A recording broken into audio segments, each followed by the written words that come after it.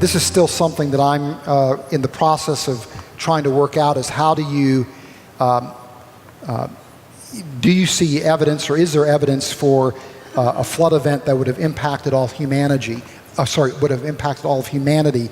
And right now, I'm just not quite sure how to do that.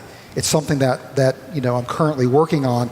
But one of the things that's really interesting is that mitochondrial DNA migration map that I showed you seems to be, again, broadly consistent with what you'd expect to see in terms of the biblical text describing the migration or the spread of humanity after the flood event. And so I would take that as at least indirect evidence that the flood has, again, historical and scientific credibility, just because, again, of that migration pattern that you see.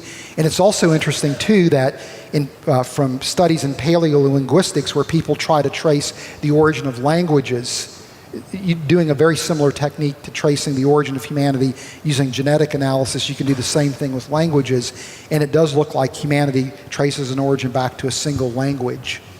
So there's scientific data that's consistent with a flood account, but how exactly you square that with the data from molecular anthropology, that's something I'm still working on.